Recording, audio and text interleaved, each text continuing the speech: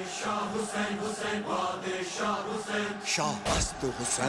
بادشاه است حسین، دین است حسین، دیوانه است حسین، سرداد نداد دست در دست یزید، حقا که بنا لا اله است حسین. بادشاه حسین حسین بادشاه حسین، بادشاه حسین حسین بادشاه حسین، بادشاه حسین حسین بادشاه حسین، بادشاه حسین حسین بادشاه حسین.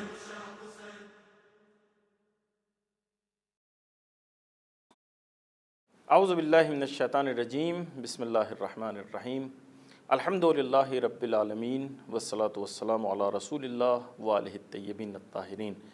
ناظرین اکرام، ہدایت ٹی وی کی جانب سے نشر ہونے والے پروگرام کشتی نجات کے ہمراہ آپ کا میزبان کفایت حسین حاضر خدمت ہے۔ اس پروگرام میں آپ کی خدمت میں خوش آمدید عرض کرتا ہوں، اور آپ تمام ناظرین جہاں کہیں بھی ہمارا پروگرام دیکھ رہے ہیں، آپ تمام ناظرین کی خدمت میں دل کی گہرائیوں سے ہدیہ اسلام پیش کرتا ہوں، اور خداوند متعال کی بارگاہ میں دعا گو ہوں کہ جو یہ مجالس اور یہ عزاداری کا سلسلہ چل رہا ہے، خداوند متعال ہم سب سے اور تمام محبان اہل بیت سے بحسن وجہ قبول فرمائے۔ ناظرین، ہماری گفتگو چل رہی ہے اس پروگرام میں امام حسین علیہ السلام کے قیام کے حوالے سے۔ بڑی اہم گفتگو ہے، عزاداری کے حوالے سے بھی گفتگو رہی۔ دیکھیے، ان دنوں میں ذکر فضائل اور مصائب امام حسین علیہ السلام ہوتا ہے، یا مثلا دوسرے معصومین علیہ السلام کا تذکرہ ہوتا ہے، لیکن مقصد وہی ہے کہ امام حسین علیہ السلام کی یاد کو زندہ کیا جائے۔ جو سب سے اہم اور سب سے عظیم عبادت ہے ان دنوں میں، وہ امام حسین علیہ السلام پر گریہ ہے۔ یہ ایک اشک جو ہے، معمولی سا اشک، البتہ اس میں بھی مراتب ہے، سب کا ایک اثر نہیں رکھتا، یعنی جو معرفت کے ساتھ گریہ کر رہا ہے اس کے گریہ کی اہمیت الگ ہے، لیکن یہ کہا جاتا ہے کہ اگر کسی کی آنکھ میں امام حسین علیہ السلام کے لیے، امام حسین علیہ السلام کی محبت میں ایک معمولی، کہا جاتا ہے کہ مچھر کے پر کے مانند، یعنی معمولی سا آنسو بھی آ جائے تو اس کی بھی بہت بڑی اہمیت ہے۔ آپ دیکھیے کہ جہنم اتنا سخت یہ نام ہے کہ جس وقت نبی اکرم صلی اللہ علیہ وآلہ وسلم کے سامنے یہ نام لیا جاتا ہے، جب یہ ذکر آتا ہے یا وہ آیات نبی اکرم صلی اللہ علیہ وسلم کے سامنے آتی ہیں، وہ نازل ہوتی ہیں، یا حضور تلاوت کرتے ہیں ان آیات کی جس میں جہنم کا تذکرہ ہوتا ہے، تو حضور کے چہرے کا رنگ متغیر ہو جاتا ہے۔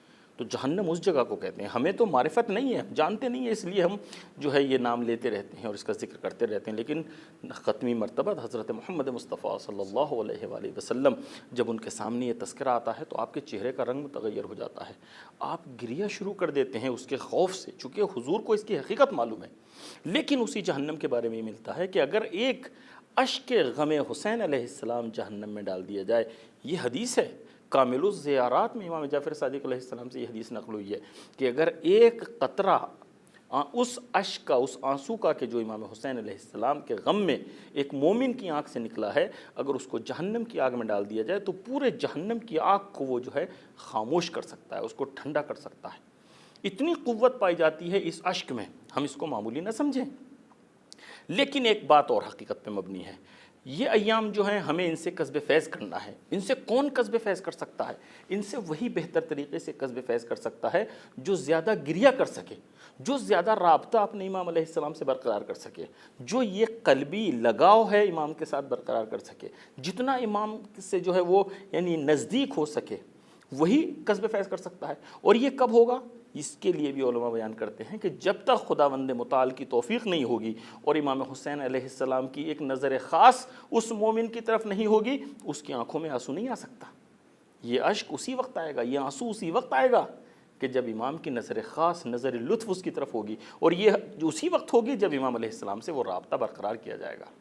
تو ناظرین، اس کے لیے ہمیں کوشش کرنی چاہیے، اور اس کے لیے پھر پورا ایک بیک گراؤنڈ ہے کہ کب یہ توفیق ہمیں ملے گی، کب امام علیہ السلام کی اس نظر خاص کے ہم مستحق قرار پائیں گے، جب ہم نے وہ اعمال انجام دیے ہوں جو امام علیہ السلام کو خوش کر سکیں۔ ہم نے اپنے ماں باپ کے ساتھ کس طریقے سے سلوک کیا ہے، ہم نے اپنے بڑوں کا احترام کس طریقے سے کیا ہے، ہم نے چھوٹوں کے اوپر محبت کس طریقے سے دکھائی ہے، ہم نے دوسروں کے ساتھ کون سا برتاؤ کیا، ہم نے اپنوں کے ساتھ کون سا برتاؤ کیا، صلہ رحم انجام دیا یا نہیں دیا، خدا نخواستہ کہیں قطع رحم کے تو ہم جو ہے وہ ذمہ دار نہیں ہو گئے، ہم قطع رحم کے تو مرتکب نہیں ہو گئے۔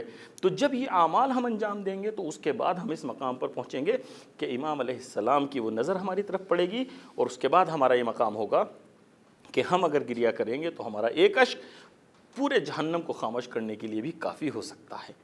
تو ناظرین، ہمیں کوشش یہ کرنی چاہیے کہ ہماری زندگی ایسی گزریں جس سے امام خوش ہو کر ہماری طرف وہ نظر لطف کر سکیں۔ خیر، آپ ہمارے ساتھ رہیں امام علیہ السلام کے تذکرے کو آگے بڑھانے کے لیے اور ان ایام سے قصب فیض کرنے کے لیے ہمارا جو سلسلہ کشتی نجات کے حوالے سے چل رہا ہے اس کے ساتھ آپ کی خدمت میں ہیں، اور الحمدللہ آج بھی ہمارے ساتھ جو عظیم شخصیت ہے وہ جناب مولانا اون محمد نقوی صاحب قبلہ ہیں۔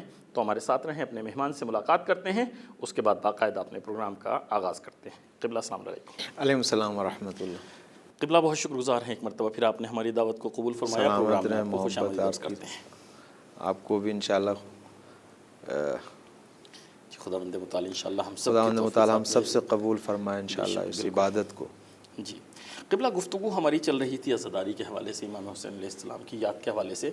دیکھیے، یہ آج ایک وہ سوال بھی یہ پیدا ہوتا ہے، بہت سے لوگ پوچھتے بھی ہیں کہ 1400 سال ہو گئے اس واقعے کو، آج بھی تم لوگ اسی طریقے سے اس واقعے کو جو ہے وہ مناتے ہو، اور جو غیر ہیں جن کو نہیں پتہ اس کا فلسفہ کیا ہے، بیک گراؤنڈ کیا ہے، وہ پوچھتے بھی ہیں کہ ایسا کون سا تمہارے اوپر یہ واقعہ ہے، جو کون سی یعنی ایک مصیبت آئی ہے تمہارے اوپر کہ تم ہر سال ان دنوں میں اس طرح سے جمع ہوتے ہو، اپنے سارے غم بھول جاتے ہو، تمہارے گھر میں کسی کا انتقال ہو گیا، کوئی حادثہ رونما ہو گیا، سب کچھ بھول جاتے ہو جب یہ مہینہ آتا ہے، اور سب کے سب مل کے جو تم اس کو عزاداری کو کرنے لگتے ہو، اس یاد کو زندہ کرنے لگتے ہو۔ تو اس کی ضرورت کیا ہے، ہم ہر سال جو اس کو مناتے ہیں، ذرا اس کے اوپر آپ روشن ڈالیں۔ اعوذ باللہ من الشیطان الرجیم، بسم اللہ الرحمن الرحیم، وبہ نستعین، وصلی اللہ علی محمد واہل بیتہ الطاہرین، ولعنۃ اللہ علی اعدائہم اجمعین، وبذل مہجتہ لیستنقذ عبادک من الجہالۃ وحیرۃ الضلال۔ دیکھیے، یہ واقعاً خوبصورت سوال ہے، اور یہ ہمیں واقعاً سمجھنا پڑے گا کہ اگرچہ ہمارے کہیں نہ کہیں اندر چھپا ہوا ہے، جانتے ہیں کہیں نہ کہیں، لیکن یہ کھل کے سامنے آنا چاہیے کہ ہم عزاداری ہر سال مناتے ہیں، 1400 سال گزر گئے ہیں، لیکن اس کی تاثیر کیا ہے۔ جی، امام حسین علیہ السلام نے پہلے تو یہ سمجھنا پڑے گا کہ امام حسین نے یہ قربانی دی ہے، یہ ہدایت کے لیے دی ہے، جی، صرف رونے کے لیے نہیں دی ہے۔ صحیح، رونا ایک مرتبہ ہے، لیکن ہدایت کے لیے قربانی۔ جیسے زیارت اربعین کا یہ خوبصورت جملہ ہے، خداوند متعال سے دعا کرتا ہوں یہ بلائیں ٹل جائیں، جو بیماری ہے جہانی، اور سب مل جل کے ہم لوگ اربعین پہ جائیں اور وہاں پہ زیارت نامے کو دوبارہ سے امام کے حضور میں، جوار میں، حرم میں پڑھیں۔ امام نے جو قربانی، جو نہ پہنچ سکے وہ اپنے یہاں پڑھیں، چونکہ وہ مومن اپنے کی یہاں سے علامات پڑھیں، وہ میں سے ایسے ہی یہ ہے بھی جیسے کربلا میں پڑھ رہے بے ہیں۔ شک، بالکل۔ دیکھیے، خوبصورت جملہ ہے زیارت جامع میں، زیارت اربعین میں۔ جی، امام نے قربانی کس لیے دی ہے؟ لِيَسْتَنْقِذَ عِبَادَكَ مِنَ الجَّهَالَةِ وَحَیرَةِ الضَّلَالَةِ۔ بہت ہی خوبصورت تعبیر ہے، جی، یعنی بَذَلَ مُحْجَتَهُ، اپنی تمام کوششیں، شہادتیں، قربانیاں، فداکاریاں امام نے سب کچھ کیا۔ کیوں؟ تاکہ اللہ کے بندوں کو نجات دے دو چیزوں سے، جی، ایک جہالت میں جو مبتلا ہیں، جی، اور دوسرے جو ضلالت میں مبتلا ہیں، گمراہی میں، گمراہی میں مبتلا ہے۔ یہ جہالت اور ضلالت ہے کیا چیز؟ جہالت در واقع عقل کے مقابل میں ہے۔ صحیح، جہالت یعنی حماقت، جہالت یعنی بے بصیرتی، جہالت یعنی عقل کے مقابل میں، نہ علم کے مقابل میں، عقل کے مقابل میں۔ صحیح، یعنی امام حسین علیہ السلام نے قربانی دی تاکہ انسان کو جہالت سے نکال کے عقلانی وجود کر اس کا، صحیح، با بصیرت بنائے اس کو، شعور دے اس کو۔ دیکھیں، ایک لفظ ہے عربی میں لیستنقذ، انقاذ۔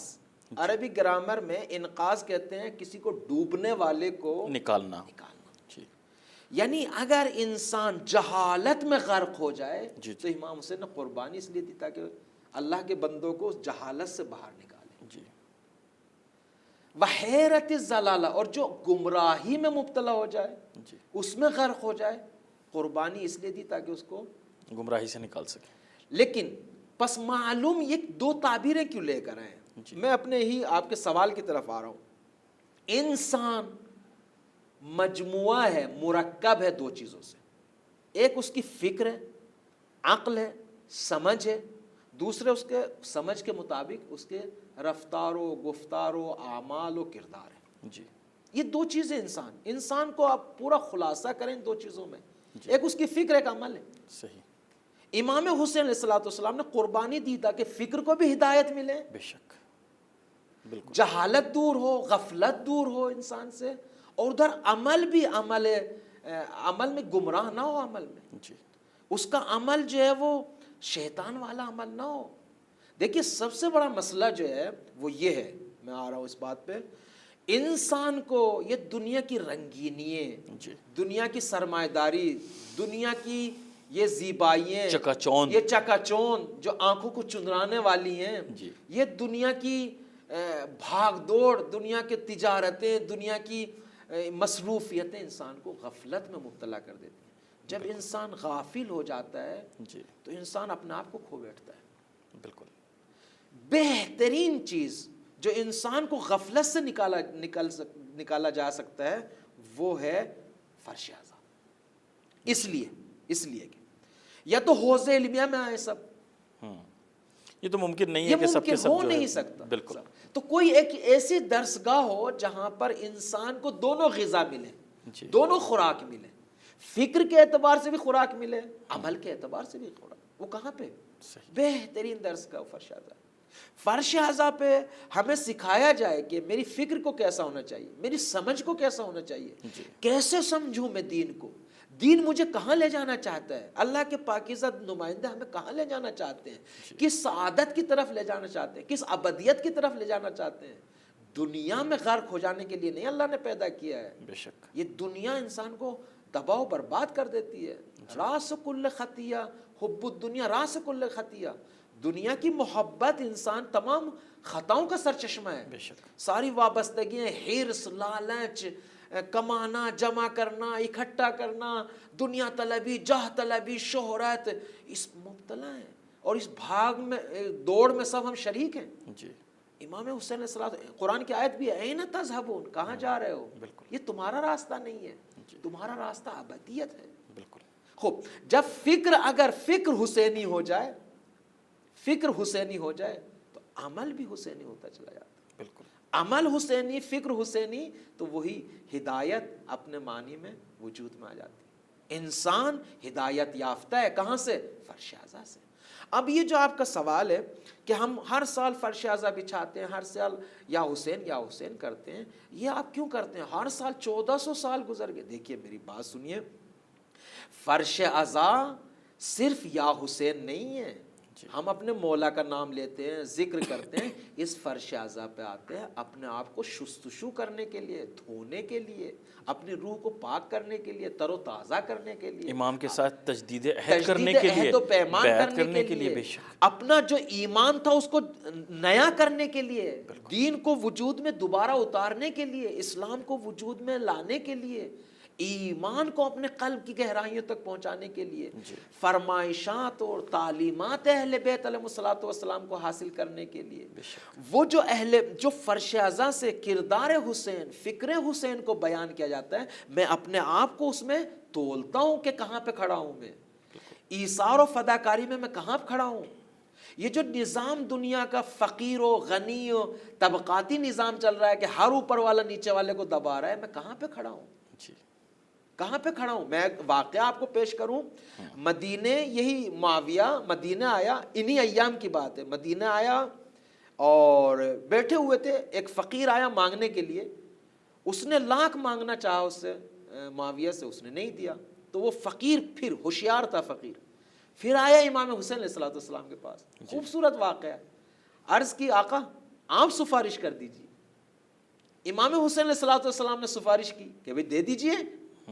اب اس نے نکال کے دیا. اب اس فقیر نے جو فضائل پڑھنا شروع کیے، اشعار کہنا شروع کیے امام حسین کی شان میں، معاویہ کو غصہ آ گیا، یہ کیا کر رہے ہو، یہ کیا کر رہے ہو تم؟ دیا میں نے. کہا تو نے کیوں اپنی جیب سے تھوڑے دیا؟ اگر تجھے دے رہا ہوتا پہلے دے دیتا. تو نے اپنی جیب سے نہیں دیا، یہ جو تو دے رہا ہے ان کا حق ہے. اللہ اکبر، اللہ اکبر، سبحان اللہ. تو جہاں سے دے رہا ہے ان کا حق ہے، ان کے کہنے پہ دیا، تم ان کے فضائل بیان کرو.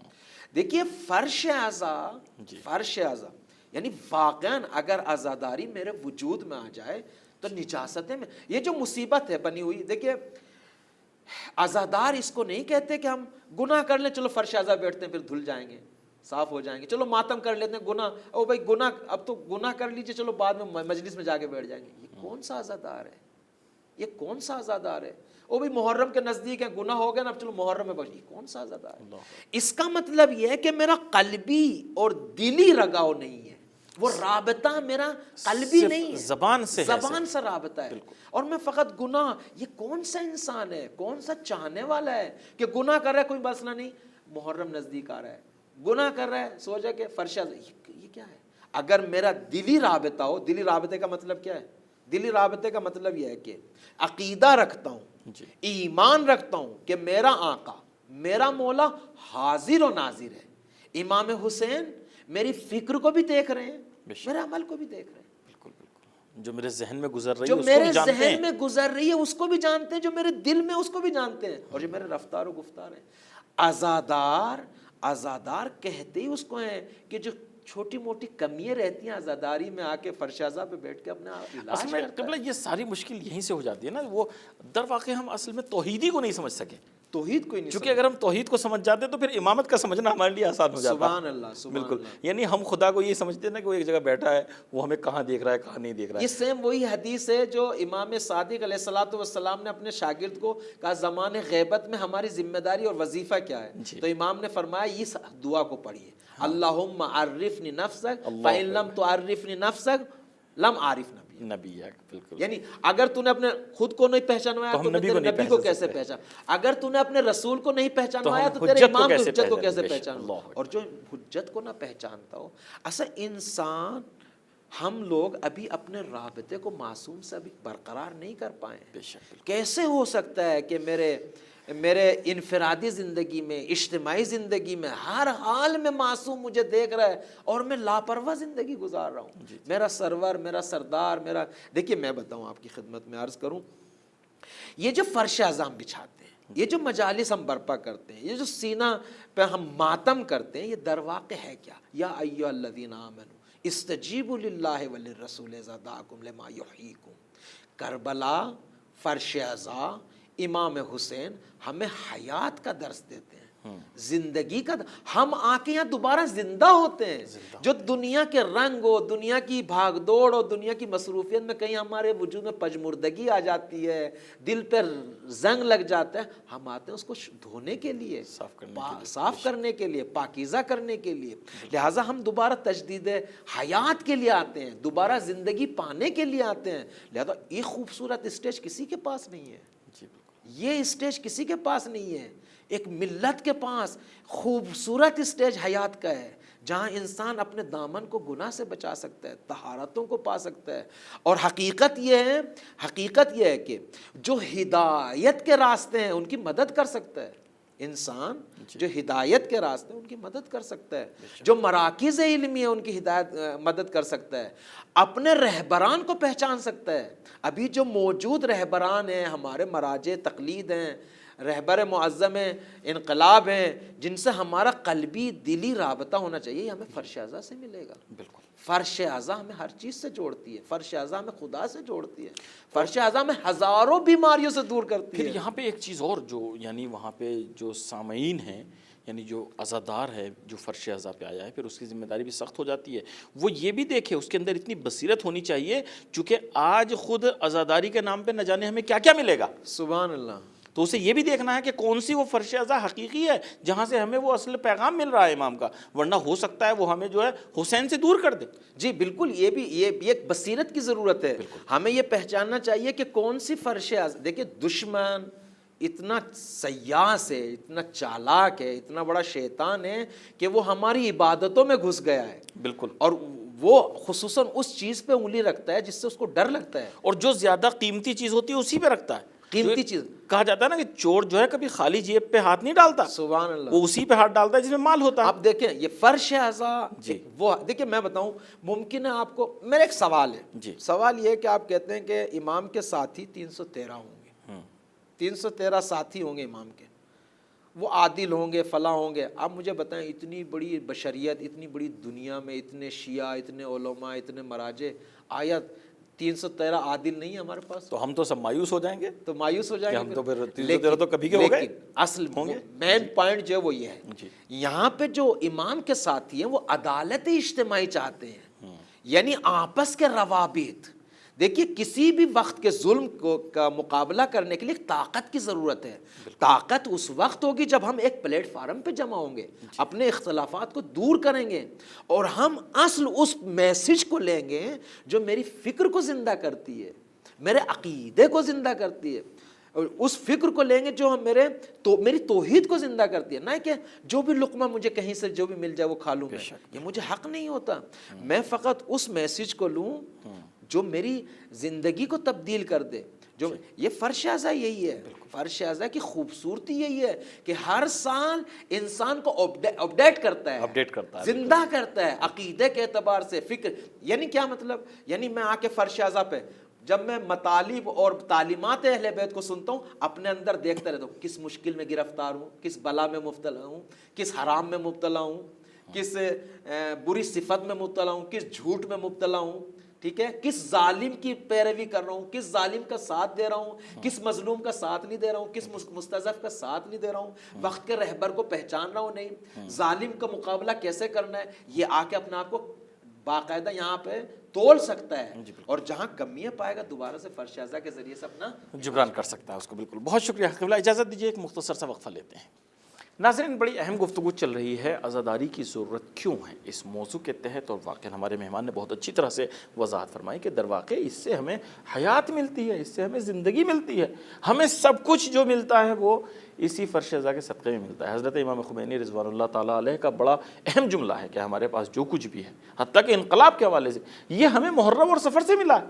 کیا مطلب محرم اور سفر سے ملا ہے؟ یہ اس فرش اعضاء سے ملا ہے، یعنی آج ہمارے پاس، ایران کے پاس جو برکتیں ہیں، یا جو کچھ بھی ہمارے پاس ہے، تشیع کے پاس جو کچھ بھی ہے، وہ اس فرش اعضاء کی دین ہے۔ تو ہمارے ساتھ رہیں، مختصر سا وقفہ لیتے ہیں، اس کے بعد حاضر ہوتے ہیں اپنے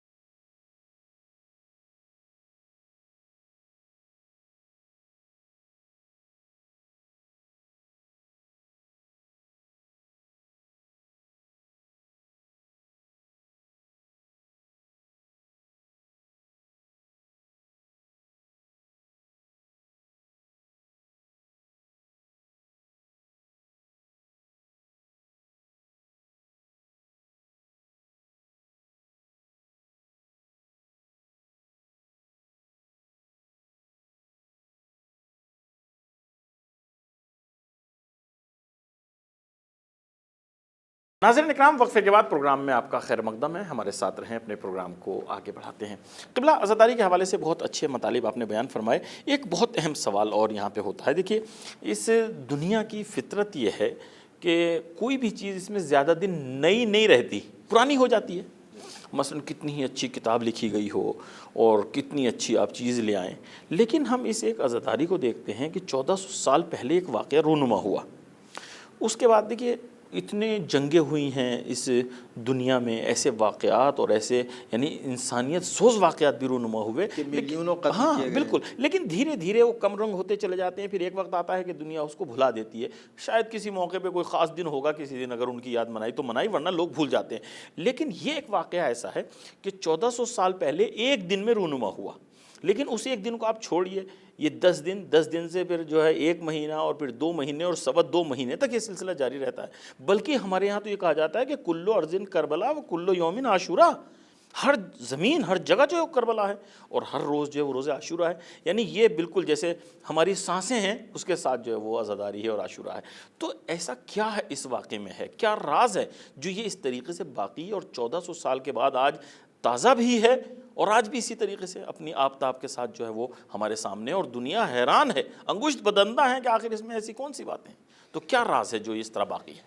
دیکھیے میں آپ کی خدمت میں ایک مطلب میں پہلے والے جو عزاداری عزاداری کی سے ضرورت کیوں ہے؟ کی اس کے حوالے ضرورت سے ہے، اس کے بارے میں عرض کروں. دیکھیے جیسے ختمی پیغمبر اسلام نے رسالت مآب نے فرمایا کہ ان الحسین مصباح الہدا و سفینۃ النجات. خوب حسین اب کہاں پائے جاتے ہیں؟ عزاداری کے اندر. بے شک. تو یہی پس معلوم یہ ہوا کہ یہ جو حسین مصباح الہدا ہیں اور سفینۃ النجات، نجات کا راستہ، یہ عزاداری ہے. بے شک عزاداری. لیکن کب؟ جی کب؟ جب حسین سے نزدیک کر رہی جب میرا رابطہ دلی قلبی ان سے ہو. بے شک. اور یہ واقعاً میری زندگی میں چینجنگ لے کر آئے. اور ہم واقعاً پریشان ہیں کب یہ چینجنگ آئے گی ہماری زندگی میں. دیکھیے حلال کو حرام میں کیوں بدل رہے ہیں ہم لوگ، حرام کو حلال سے کیوں بدل رہے ہیں ہم لوگ. یہ تو وہی ہے جو پہلے ہوا تھا، جس کی وجہ سے حسین نے قربانی دی ہے. حرام کو حرام رہنے دیجئے، حلال کو حلال رہنے دیجئے. میرا یہ ماننا ہے میں حرام کو حلال کر دیتا ہوں یہ کہہ کے، میرا دل یہ کہتا ہے حلال کو حرام کر دیتا ہوں. میں یہ میرا یہ سمجھنا ہے پھر دین کا کام نہ بابا. دین ایک پیروی کا نام ہے، شریعت ایک اطاعت کا نام ہے. میرا یہ فلاں جو ہمیں فرش آزاد ہے. دوسری بات جو آپ نے فرمائی ہے کہ عزاداری میں دوام کی، خوبصورت جواب آپ نے دیا ہے. آپ نے خود ہی جواب دے دیا ہے. دیکھیے آپ نے کہا دنیا میں جتنے بھی حادثے ہوتے ہیں ایک زمانے تک ہوتے ہیں، اس کے شور شرابہ رہتا ہے، کچھ دنوں تک وہ زندہ رہتا ہے، اس کے بعد پھر آہستہ آہستہ وہ تاریخ کے سینے میں دفن ہوتے چلا جاتا ہے، خاک میں دفن ہوتا چلا جاتا ہے، کتابوں کے اوراق میں دفن ہوتا چلا جاتا ہے. لیکن کربلا ہمیشہ زندہ ہے. جو آپ نے خود جواب دیا ہے. دنیا اگر کسی چیز پر دنیاوی رنگ ہو تو اس کو ختم ہونا ہے. اللہ اکبر. کوئی بھی چیز ہو، اصل جواب تو یہ ہے جو آپ دے رہے ہیں. جی جی. جو بھی چیز دنیاوی ہوگی اس کو ختم ہو جانا ہے. لیکن جو چیز اخروی ہوگی، الہی ہوگی، الہی ہوگی. بالکل. جو بھی، چونکہ دنیا کو ختم ہونا ہے، ظاہر سی چیز ہے، جو چیز ظاہر سی بات ہے، جو چیز دنیا کے لیے ہے اس کو بھی ختم ہو جانا ہے. جس انسان نے دنیا بھر کے لیے کمایا دنیا کو ختم ہو جانا ہے. کہتے ہیں نا دنیا حادث ہے، تو اس سے مربوط ساری چیزیں حادث ہیں، سب کو ختم ہونا ہے. سب کو ختم ہو جانا ہے. جی. میں ایک اشعار ہے جو اس یاد آ گیا اچانک. جی ان شعر کو پڑھوں. امام حسین علیہ السلام بہت ہی خوبصورت ہے. جی. میسج کے طور پہ پڑھنا چاہتا ہوں. جی بسم اور یہی اشعار امام علی علیہ السلام سے بھی کی طرف بھی منسوب ہیں. یہ اشعار 2-3 شعر ہیں، وہ ان کو میں پڑھنا چاہتا ہوں. بہت عجیب شعر لگے مجھ کو جو میں آپ کے سامنے پیش کرنا چاہتا ہوں. بسم اللہ. جزاک اللہ. شعر یہ ہے کہ فرماتے ہیں ان تکن الدنیا تعد نفیسۃ ثواب اللہ اعلی وانبا. اگر دنیا آپ یہ سمجھتے ہیں کہ خوبصورت ہے، نفیس ہے، بہتر ہے، فلاں ہے، لیکن وہ دار آخرت، وہ ثواب کا دار، وہ آخرت، وہ اس سے بھی خوبصورت. یہ تو قرآن کریم کی آیت ہے، والآخرۃ خیر و ابقیٰ. لیکن میں شعر چونکہ امام حسین علیہ السلام بہت خوبصورت ہے، لیکن بعد کا شعر دیکھیے گا. فرماتے ہیں وَإِن تَكُنِ الْأَمْوَالُ لِلتَّرْكِ جَمْعِهَا. اگر مال کو آپ کتنا بھی کما لیجیے، 60 سال 70 سال، ارب خربوں اربوں، بلاخر اس کو چھوڑ کے جانا ہے یہاں. جی. تو جب میں چھوڑ کے ہی جاؤں گا تو میں کیوں نہ اپنے رہتے رہتے اس کو خرچ کر دوں. بالکل. کیوں نہ میں یتیموں کا، بیواؤں کا، فقیروں کو، مستضعفین کو، مراکز علمی کو، دینی پائیگاہ جو مراکز ہیں ان کیوں نہ میں خرچ کروں. عجیب جملہ اور ہے. اس کا ایک جو حصہ ہے وہ خود ہمارا یہ ہدایت ٹی وی اور اس طرح کے دوسرے مراکز بھی ہیں جو تبلیغات سب. وَإِن تَكُنِ الْأَمْوَالُ لِلتَّرْكِ جَمْعِهَا. اگر تمام مال جو ہے وہ چھوڑنے کے لیے ہے، فَمَا بَالُ مَتْرُوكٌ بِالْمَرْءُ يَبْخَلُ. جو چیز چھوڑنے والی ہے اس میں انسان کیوں بخل کرے؟ کیوں بخل کرے؟ صحیح بات ہے. اس کو خرچ کرنا شروع کر دے. شعر آخری دیکھیں. ان تکن الابدان للموت انشأت. اگر یہ بدن مرنے کے لیے ہی بنائے گئے ہیں، مرنا ہے 50 سال 60 سال 70 سال، ختم ہونا ہے. جی.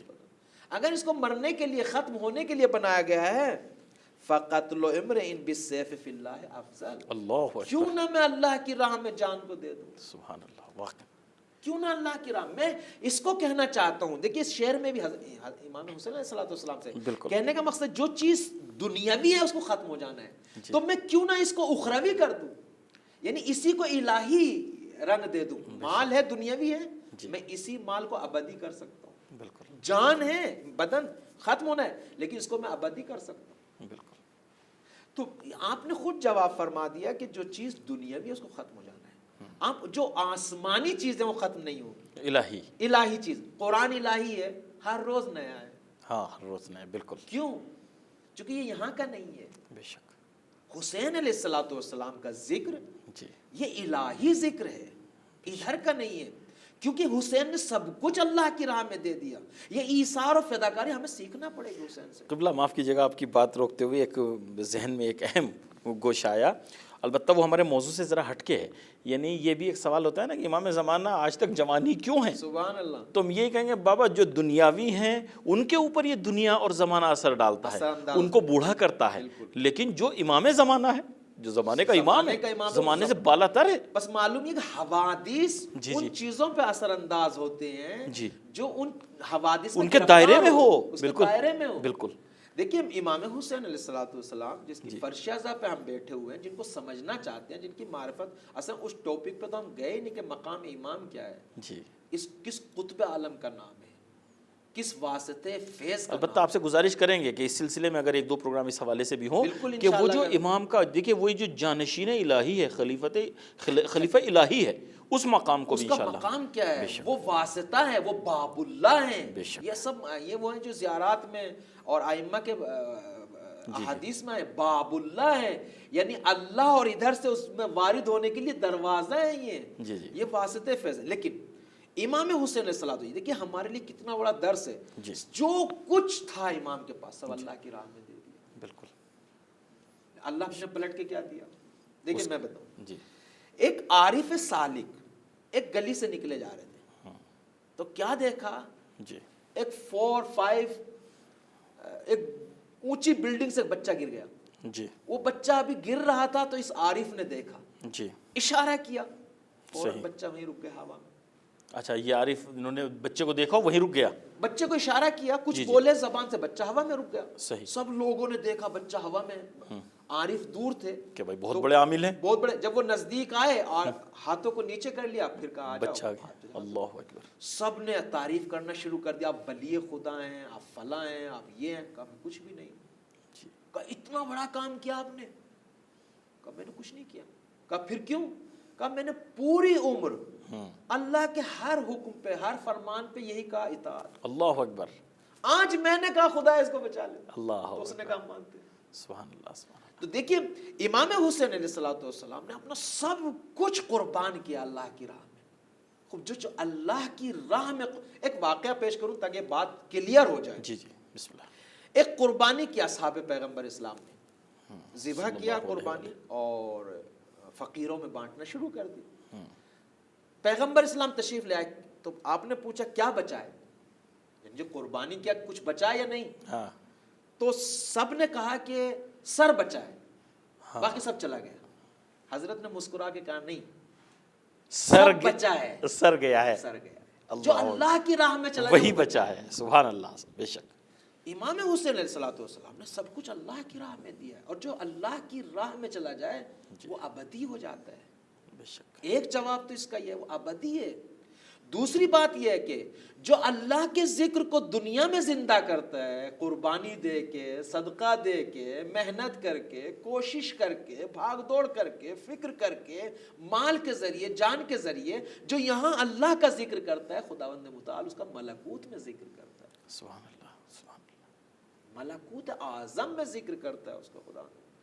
ایک جواب یہ، دوسرا جواب، تیسرا جواب یہ ہے، تیسرا جواب یہ ہے کہ بابا مگر ہم نے پہلی مجالس میں ذکر نہیں کیا کہ اس ذکر حسین کا اہتمام کرنے والا پیغمبر اسلام ہے، اور جس کام کو پیغمبر اسلام انجام دیتے ہیں یعنی خدا کر رہا ہے، خداوند متعال کر رہا بے ہے۔ شک۔ جس چیز کا محافظ، جس چیز کا ضامن، جس چیز کا بجا لانے والا خدا ہو، اس کو زمان و مکان و حوادث اس کو ختم نہیں کر سکتے۔ جزاک اللہ۔ تاریخ اٹھا کے دیکھ لیجئے، ہر وقت کے ظالم نے چاہے ذکر کو ختم کرنا ہے، ختم نہیں ہوگا۔ یہ انسان کی کوتا فکری ہے، چھوٹا ذہن ہے کہ سوچتا ہے یہاں خاک پہ حسین کا ذکر ہوتا ہے، آسمانوں پہ حسین کا ذکر ہوتا ہے، یا یہ سوچتا ہے کہ میں کر رہا ہوں، میں کر رہا ہوں۔ اس کو یہ پتا ہونا چاہیے کہ خداوند متعال ذکر کر رہا ہے، جس سے چاہے گا لے گا۔ بھائی یہ تو آپ یہ کہیے کہ خدا کی سلطنت کو ختم ہو گئی ہے، خدا کی سلطنت ختم نہیں ہے۔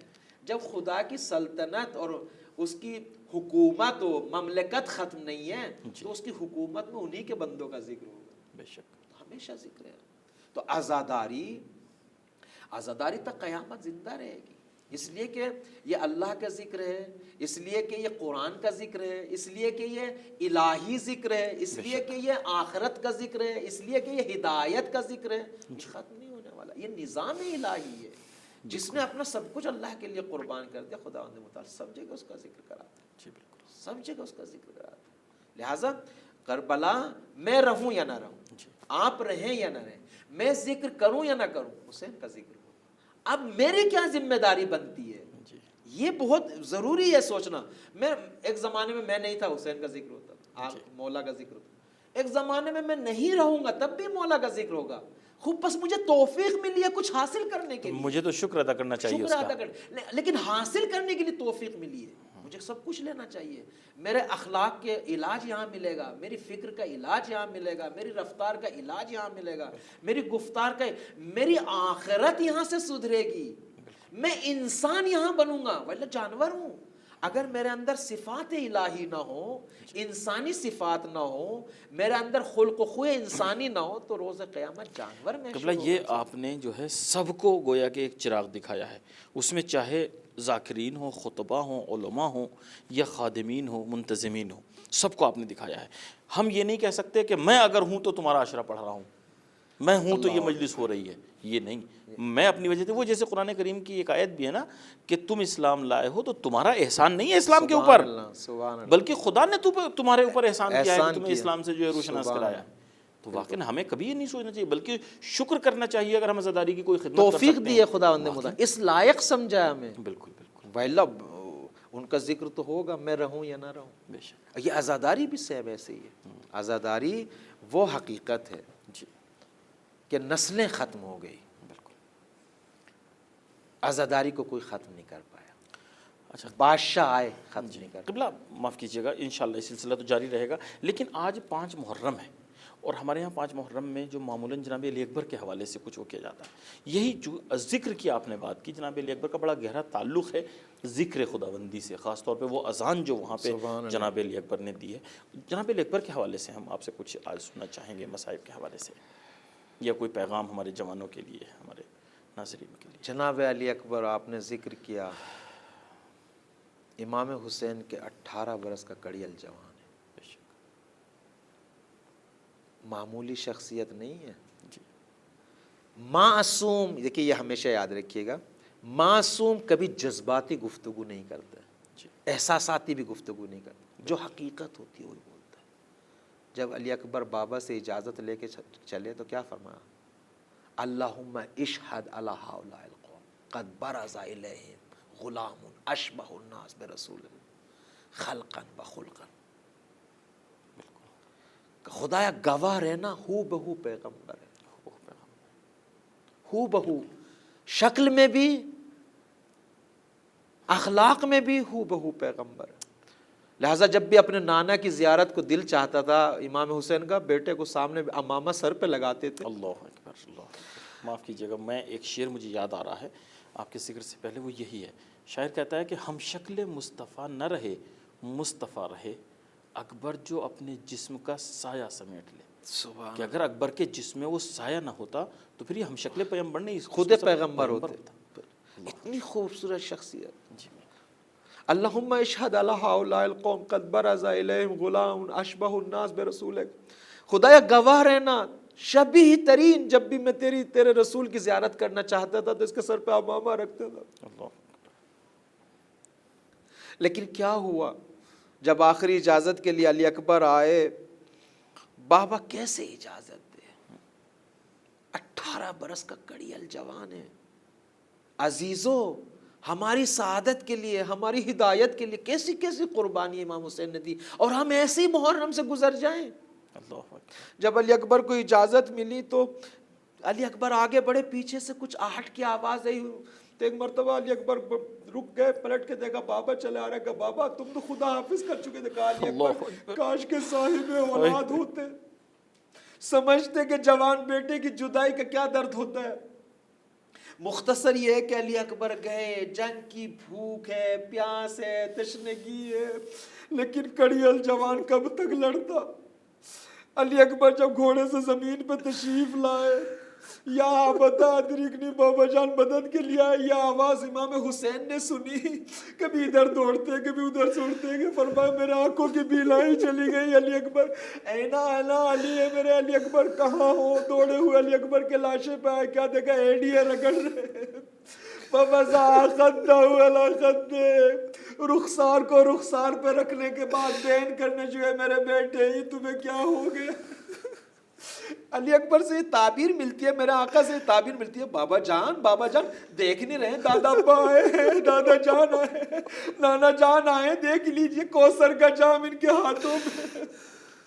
علی اکبر وہ کیسے اٹھائے، باپ بیٹے کا لاشا کیسے اٹھائے، کبھی ادھر دیکھتے ہیں کبھی ادھر دیکھتے ہیں. 57 سال کا بوڑھا حسین ہے، خون میں غلطہ دامن حسین کا ہے، آنکھوں کی بینائی ختم ہو چکی ہے. کبھی ادھر جاتے ہیں، جب لاشا نہ اٹھا پائے آواز دی، اے بنی ہاشم کے بچاؤ، علی اکبر کے لاشے کو اٹھاؤ.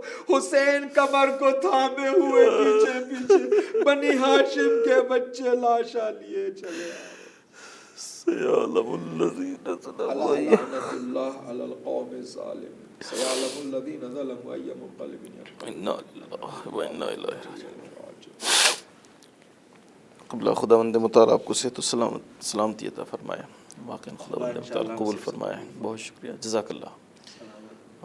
انشاءاللہ خداوند مطال ہمارا شمار امام علیہ السلام کے ذاکرین میں، اس کے سامعین میں، ان کے عزاداروں میں فرمائے. اجازت دیجیے، آپ سے انشاءاللہ کل ملاقات ہوگی. بہت شکریہ. ناظرین بہت شکر گزار ہیں آپ کے کہ آپ پروگرام کے آخر تک ہمارے ساتھ رہے. عشرہ نزدیک آ رہا ہے اور عاشور جیسے جیسے نزدیک آ رہا ہے، ظاہر ہے اس حزن میں اور اس غم میں اضافہ ہوتا جا رہا ہے. یہاں سے ہمارا ایک سلسلہ شروع ہوتا ہے. البتہ تاریخیں مختلف ہیں. کسی مقام پہ کوئی تاریخ کسی شہید سے منسوب ہوتی ہے، کسی مقام پہ کوئی تاریخ کسی شہید سے منسوب ہوتی ہے. یہ صرف اس لیے ہے کہ ہم کم سے کم اس ایک تاریخ میں اس ایک شہید کا ذکر کر کے اس کے اوپر رو سکیں، ورنہ سب کی شہادت 10 محرم کو ہوئی ہے. تو بس یہ سارا اس لیے سلسلہ ہے کہ ہم جتنا بھی گریہ کر سکیں، جتنا بھی امام حسین علیہ السلام سے رابطہ برقرار کر سکیں. آج جناب علی اکبر کے حوالے سے ہمارے مولانا نے ذکر فرمایا. خداوند متعال سے دعا ہے کہ اس علی اکبر کا واسطہ، اس کے حق کا واسطہ، محبان اہل بیت اور مومنین جہاں جہاں پریشان ہیں، جو اس وبا میں، جو یہ کرونا جس نے پوری دنیا کو پریشان کیا ہے، خداوند متعال شہدائے کربلا کے صدقے میں، خصوصاً ہم شکل پیغمبر علی اکبر کے صدقے میں انشاءاللہ تمام مومنین کو اس سے محفوظ رکھے اور اس سے جلد از جلد نجات عطا فرمائے. ناظرین آپ سے یہیں پر اجازت چاہیں گے. اپنا خیال رکھیے گا، ہمیں دعا میں یاد رکھیے گا. خدا حافظ، فی امان اللہ.